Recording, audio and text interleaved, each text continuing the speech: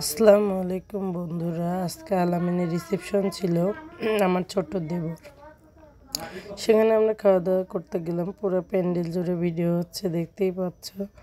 তো আমার পাশে আর কি সব বসেছে, দেবর ভাসুর সবাই আছে। আলামিনও ছিল প্যান্ডেলে, ও পরিবেশন দেখতেছে, কি হচ্ছে না হচ্ছে সব মেনটেন করতেছে। তো আসলে খাওয়া দাওয়ার ফাঁকে ফাঁকে অনেক কথা হচ্ছিল, আমি খেতে বসে আর কি দুষ্টামি করতেছিলাম সবার সাথে। তো যাই হোক, সবাই মিলে খুব সুন্দর পরিবেশের সাথে খাবার খেলাম। যার যেটুক লাগে সেই পরিমাণ মতোই আমরা রিসেপশনের বউ ভাতে খাবারটা সবাই খাইলাম। তো এই যে আমাদের আলামিন সব পরিবেশনা দেখতেছে, টেবিল টেবিল ঘুরে ভিডিওম্যানকে দেখতেছে।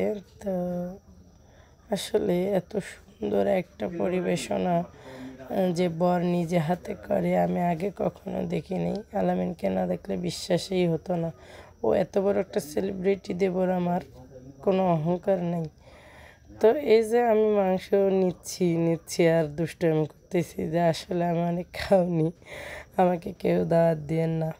হ্যাঁ, বিয়ে বাড়িতে আসলে অনেক 10 জনের জন্য রান্না করলে খাবারটা অনেক টেস্টি হয়। তো সেসব খাবার খেতে আসলে ভালোই লাগে। তো এই যে ওয়েটার ভাইয়া আমাদেরকে মাংস উঠিয়ে দিচ্ছে, আর এদিকে সব টেবিলে টেবিলে ঘুরে আমাদের দেখানো হচ্ছে যে খাওয়া দাওয়ার পরিবেশনা। তো সব মিলিয়ে আমি কি বলবো, সব টেবিলের পরিবেশনা এত ভালো ছিল যে খাবারের শেষে যেখান থেকে সার্ভ করা হয় ওখানে আর কি ডিম তরকারি রাখা ছিল। তো দই খাওয়ার শেষে যেটা ব্যাপার ছিল, স্পেশালি দই তো ছিলই।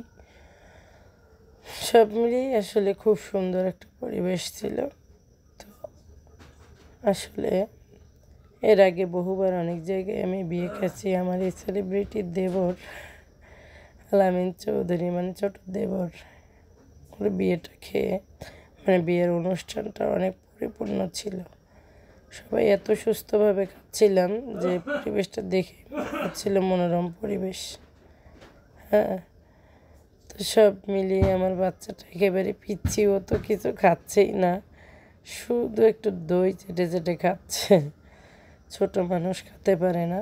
তবে আমি মোটামুটি মাশাআল্লাহ বিয়ে বাড়াতে দাওয়াতে অনেক সুন্দর মনে তৃপ্তি করে 10 জনের খাবার মনে হয় একাই খেয়ে নেই, এরকম আর কি একটা বিষয়।